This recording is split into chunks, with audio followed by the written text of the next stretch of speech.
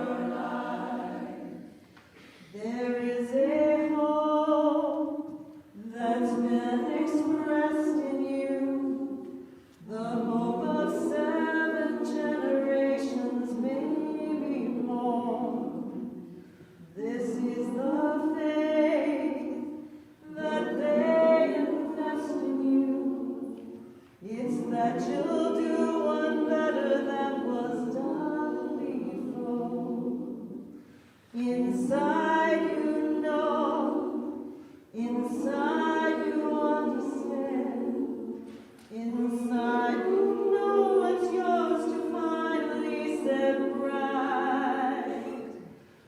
Oh, I suggest to you, oh, I suggest this is the best part of your life.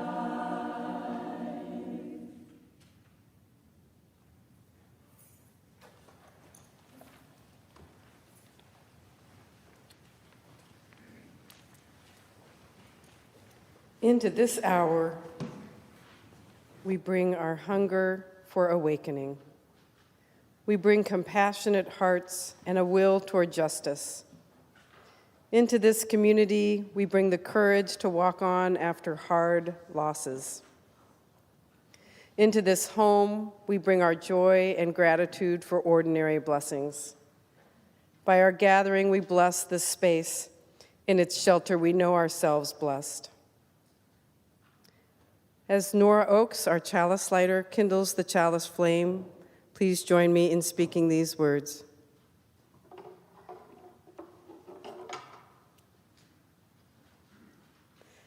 We light this chalice as a symbol of our faith. Ooh, the light of truth. The flame went out, we'll put it back up.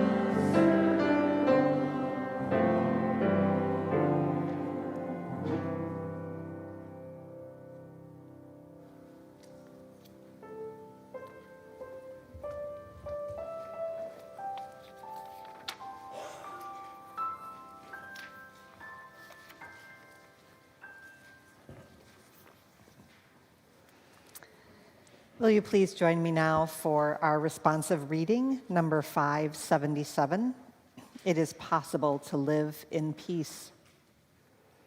If someone with courage and wisdom can rise to lead in nonviolent action, the winter of despair can, in the twinkling of an eye, be turned into the summer of hope. It is possible to live in peace. Nonviolence is not a garment to put on and off at will. Its seat is in the heart, and it must be an inseparable part of our being. It is possible to live in peace. Nonviolence, which is a quality of the heart, cannot come by an appeal to the brain. It is a plant of slow growth, growing imperceptibly but surely. It is possible to live in peace. If a single person achieves the highest kind of love, it will be sufficient to neutralize the hate of millions. It is possible to live in peace. If we are to reach real peace in this world, and if we are to carry on a real war against war, we shall have to begin with the children. It is possible to live in peace. The future depends on what we do in the present. It is possible to live in peace.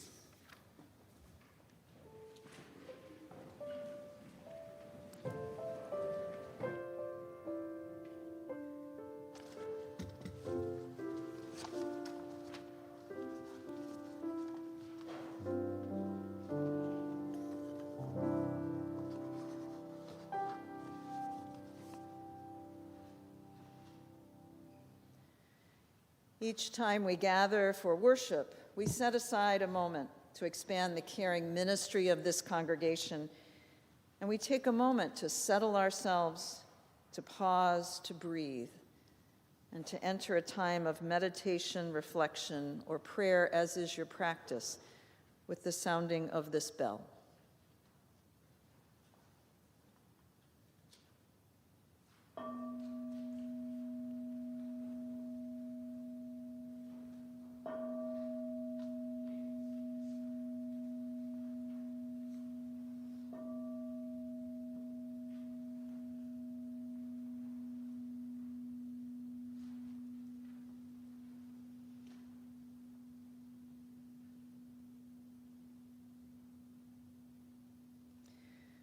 We know that joy and woe are woven fine, and they weave in and around our lives, and we bring these to this beloved community to hold in care, to celebrate in gladness, and to hold all that is our life, to give our thanks and praise. As we generously give and openly receive compassionate care in times of joy, sorrow, and transitions. So this morning we are sending healing prayers to Peter Palmer Ross, whose hand was severely injured in a work accident. He's completed one surgery and remains positive about his recovery. And we send him and his wife Leslie strength and healing thoughts. And we are remembering the life of Ron Elmer, father of Steve Elmer, loving father-in-law to Dana Kennedy and grandfather to Melissa Elmer. Ron died unexpectedly this week. We are also remembering the life of Sharon Kaminsky, sister of Unity member Dave Kaminsky, who died peacefully, surrounded by loving family on January 18th. She had become increasingly fragile in recent years, and a rhinovirus infection was just more than her body could handle. So we're sending our love and our thoughts to the entire family. Our human condition includes the truth that on any given Sunday, there may be one among us who is facing cancer or another life-threatening illness, and another mourning the loss of a beloved. There may be one among us who is struggling with mental health, and another who is trying to embody and embrace the spiritual practice of raising children.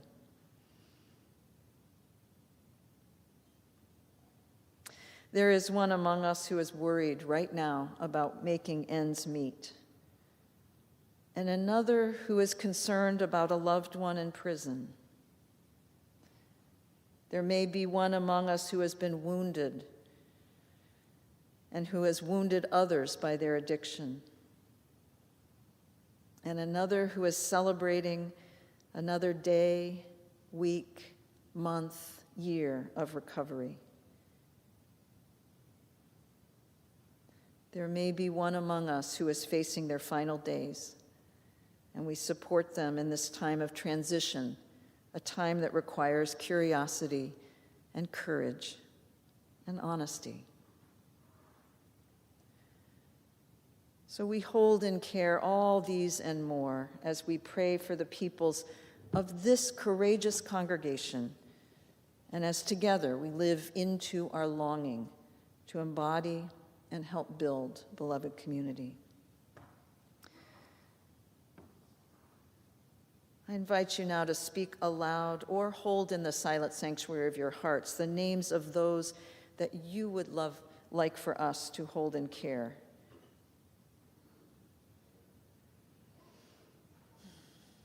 Ongoing prayers for Christine and her healing. And Kelly and Dan and Michael. Becky.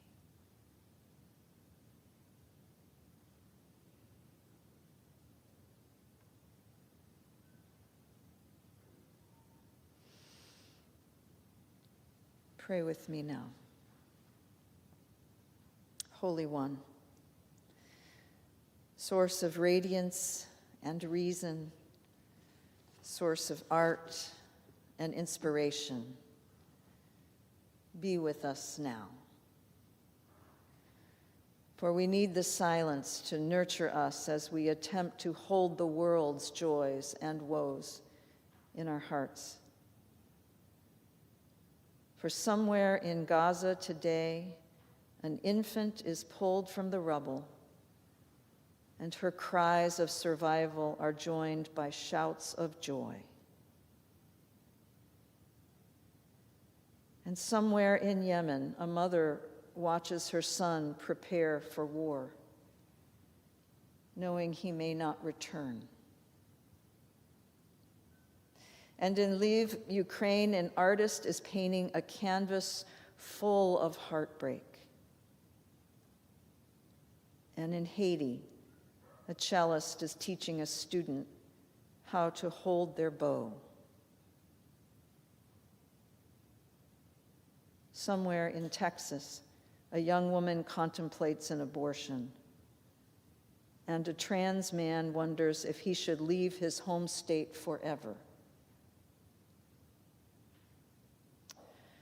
Oh, the world is at our doorstep, and we are called to answer with the fierceness of our commitments, with the heavy silence of our hearts,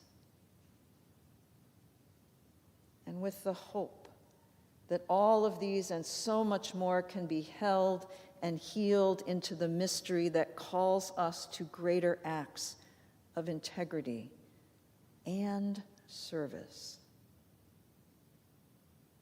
May we also discover the joy that exists in, among, and beyond us as we live and love this holy existence into its fullest expression.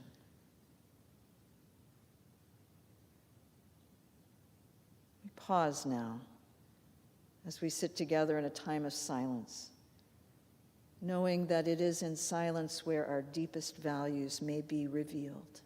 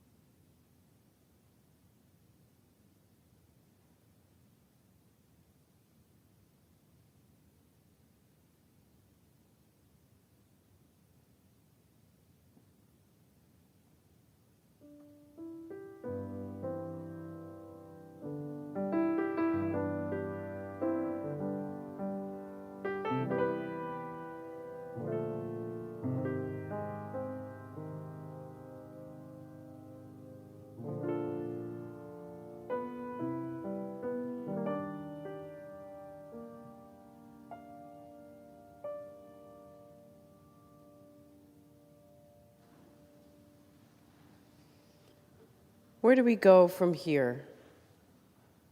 Chaos or community? Martin Luther King Jr. Our ultimate end must be reconciliation. The end must be redemption. The end must be the creation of the beloved community.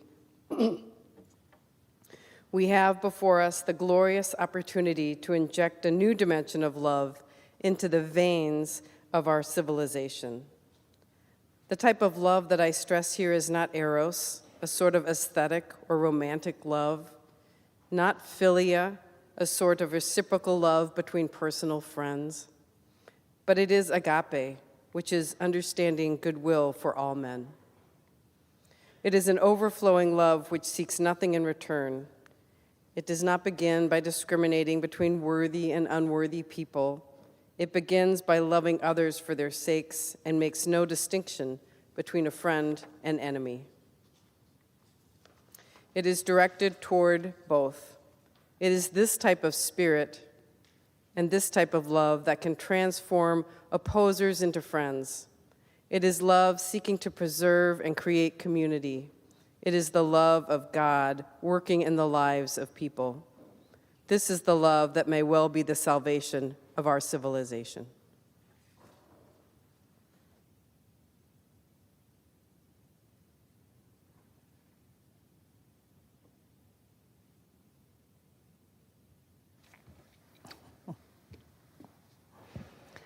Good morning. It is a delight and a joy to be back here at Unity Church, where, as Kathleen said, I did my internship with Robin Jan and Lisa Friedman in 2017-2018. And the story I'm about to tell actually comes from the time when I was here. It was the Tuesday before the 2018 Super Bowl, which was to be held in Minneapolis that year, when I received a call from the leader of the Black Lives Visions Collective, wondering if I would be willing to show up for a direct action planned for the Super Bowl Sunday. The call was a clear and radical ask. Would we white folks be willing to risk arrest by literally using our bodies, and those of us who were ministers, our ministerial authority, as shields by shutting down the light rail line into Minneapolis, and by doing so, creating a safer space for the message of the Black Lives Visions Collective to be centered and heard? As I moved toward responding to this call, it became abundantly clear to me that this difficult ask constituted an undeniable manifestation of my Christian roots, calling me to live out Jesus' teaching by loving God and loving my neighbor, and to follow his example of being in solidarity with the least of these. Further, this difficult ask also constituted a clear manifestation of my Unitarian Universalist faith, embraced as an adult, which, as you so well know, proclaims that we all spring from a common source, share a common destiny, and participate in the promise of salvation for all. This inclusive faith, this faith without a creed, this faith responsive to the plight of the least of these, is reflected powerfully in the principles of our association. If I truly believe that every person is sacred and worthy of dignity, and if I accept that we are all in this together, one human family, one planet, one common destiny, then I am called to embrace my neighbor's full humanity, to listen to their truths and experiences, and to let them shape my soul as we work together to create a world that is worthy of our children's common destinies. After talking with the protest organizer about what would be involved, and after consulting with my family and the congregation here, I decided to say yes, to answer the call of love and justice that my faith demands. No matter the ultimate cost, I could not say no. My only and authentic answer had to be yes. I fully and I hope humbly acknowledge that being with this collective during the 3 days of training that it took to prepare for the action changed me. I now know that it is possible to build the world we say we want to build, because there we were, a multiracial, multicultural, intergenerational group of folks who had never met one another before, but who worked together, followed and trusted Black leadership, and took risks for justice we had never imagined possible. Standing in the freezing cold on Super Bowl Sunday, I was moved to tears by the powerful message delivered by the members of the Black Lives Visions Collective. They demanded that we divest from policing big events for the privileged few and instead invest in communities of color and trans folks who are in vastly more need than people sitting in the stadium. They demanded that we treat sex workers as victims and end the cash bail system that makes poverty a crime. They promised to continue fighting until Minneapolis is not just safe, but full of joy and possibility. They invited us to imagine a different future where there was a roof over every head, where Black children can dream big and live free and healthy lives, and where Black bodies are not used as currency on sports fields, in prisons, or in wars. As we stood there, arms locked across the rail lines, we also witnessed joy, singing, dancing, and demanding full humanity for all. One of the chants that the collective sang that day has stuck with me.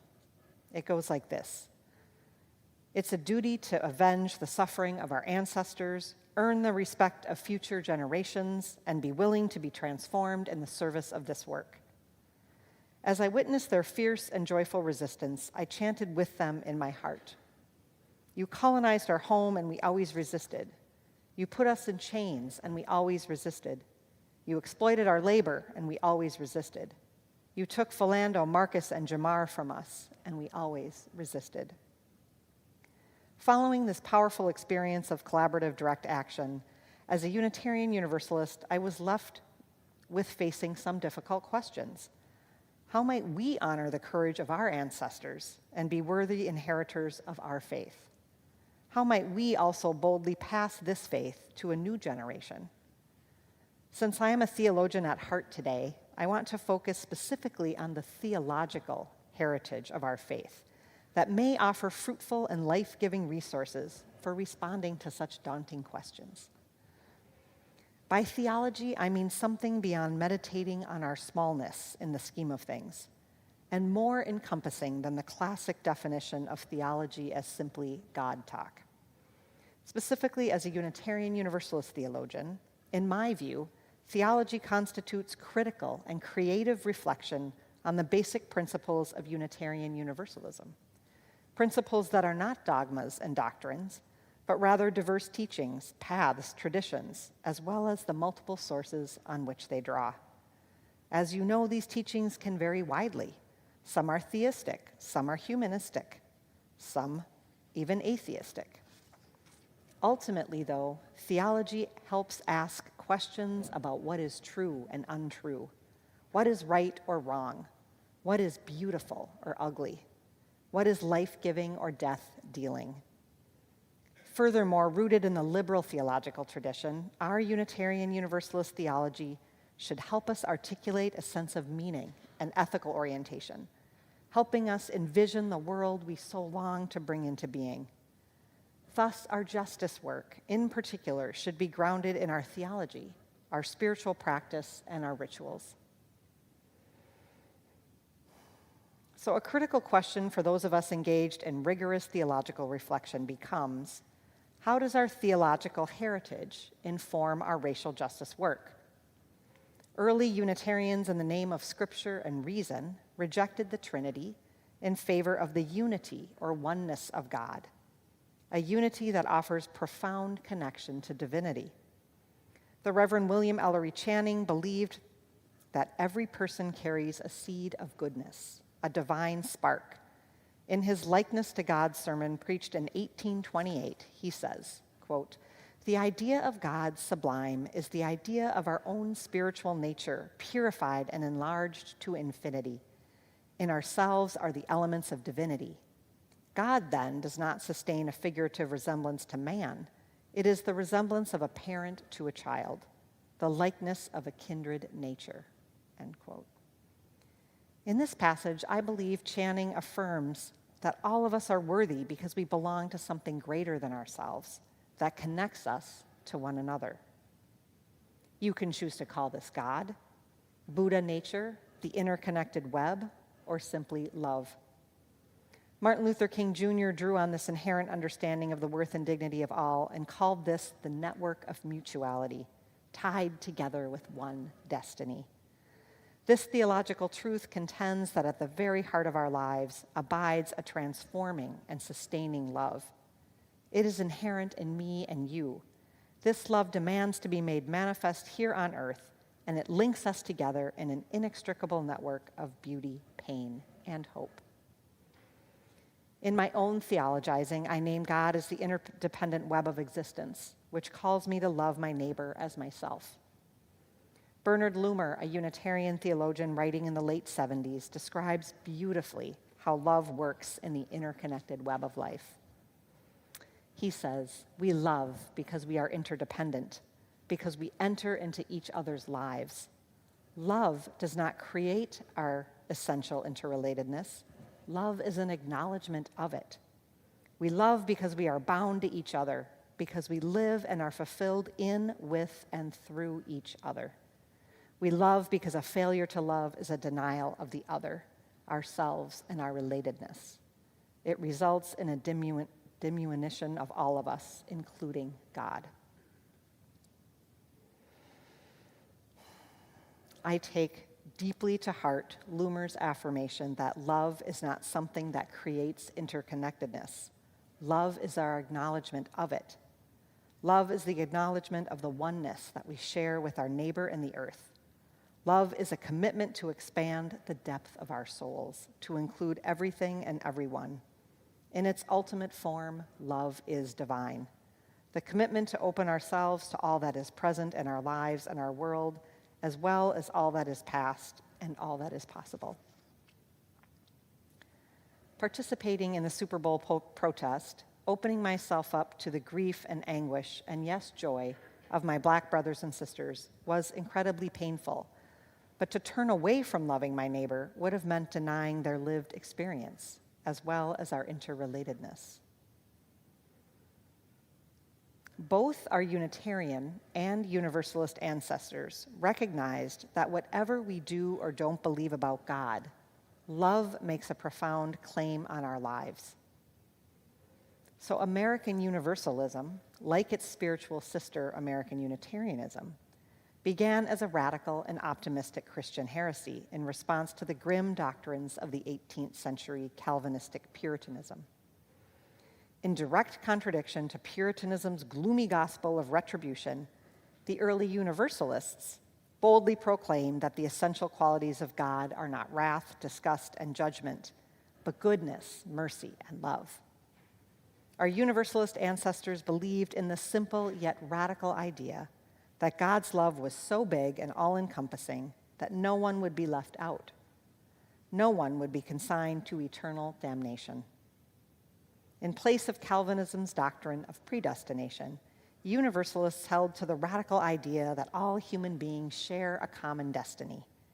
The division between the saved and the unsaved is non-existent. Therefore, the greatest commandment is to love God with all one's heart, mind, and soul, and to love one's neighbor as oneself. The Universalist minister and suffragette Olympia Brown preached that, quote, the people of all the nations are children of God and must all share the wealth of the world. Brown also recognized that her faith implied that, quote, if we have one God, we are all kindred. Thus, everyone is worthy of our love and all are sacred. Our Universalist heritage calls us to be a community of love where all are included and no one is left outside the circle. So at a time when our nation is so deeply divided and our democracy severely threatened, I can think of no better place to put our efforts than to commit to building a more just and socially conscious democracy. Drawing on our rich and challenging theological heritage, let us put our faith into action by exerting our moral courage and our ethical power to bring about the political change necessary to continue dismantling the systems that uphold white supremacy. As so eloquently demanded by the Black Lives Visions Collective on Super Bowl Sunday, let us work to create communities where love and justice define the interrelatedness and interdependence of all people. It is precisely this magnificent theological heritage that calls Unitarian Universalists to work for justice in the world. our belief that each person is sacred and worthy of dignity, and that whatever we may or may not believe about God, we know that love as a way of being makes a profound claim on our lives. Love calls us to build the beloved community together, one body, one human family, and we share a common destiny. When the news of the day includes yet another shooting of a black man at the hands of police, or anti-Semitic, anti-Muslim hate crimes due to the wars in Israel and Gaza, we can take refuge in and inspiration from our faith. During these precarious times, we can turn to our faith for strength, hope, and solidarity. We can come back again and again to the message of Unitarian Universalism, to the call for an all-inclusive welcome and universal solidarity, to the unwavering message that every human being is a child of God, deserving of love, justice, and dignity. It was radical 300 years ago when most houses of worship preached hellfire, division, and damnation.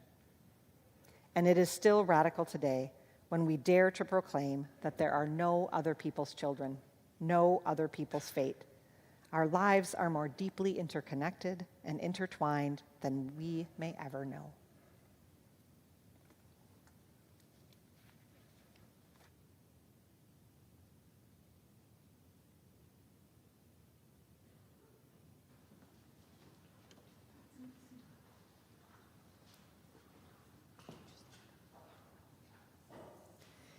Unity Church is framed by statements of conscience known as its end statements. One of those is generously give and openly receive compassionate care in times of joy, sorrow, and transition. Our compassionate care extends beyond the walls of this church to communities with whom we share a common interest. Each week, the larger portion of our offering goes to these community partners. Today's offering will be directed to Frogtown Green, which is a resident-led, volunteer-powered initiative working to make St. Paul's most diverse, low-income neighborhood greener and healthier. To this end, Frogtown Green advocates for green spaces, promotes sustainable activities, and manages several parklets, urban farms, and gardens throughout Frogtown. Will the ushers please come forward now?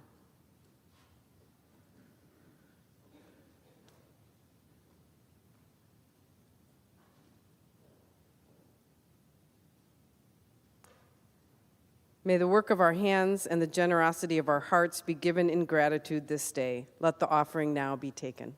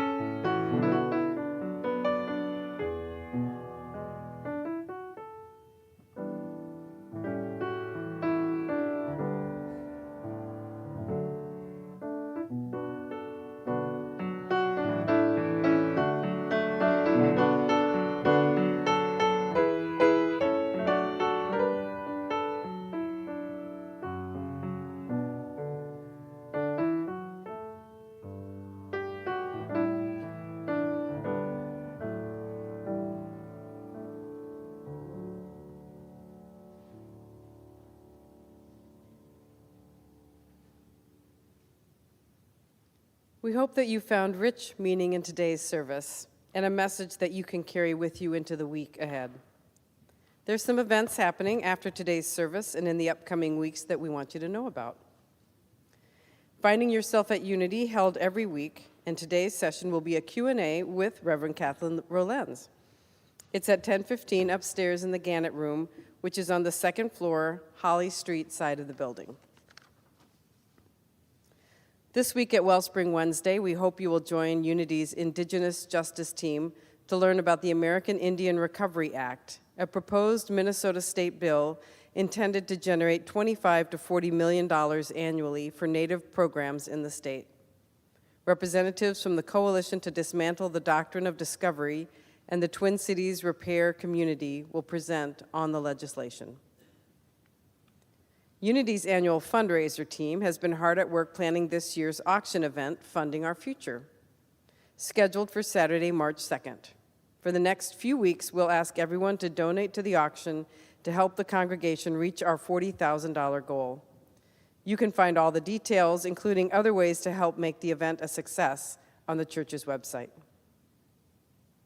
Let us now be guided by love, faith, and hope by singing our closing hymn, Love Will Guide Us.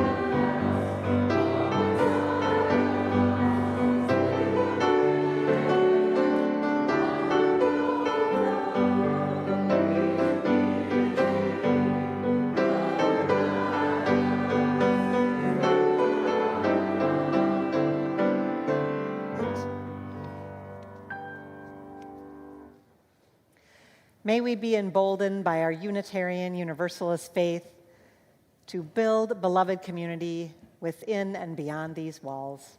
May it be so, and may we make it so. Amen. Will you join me in the words we use to extinguish the chalice? We extinguish this flame, but may the light of truth and the warmth of love go with us in our hearts.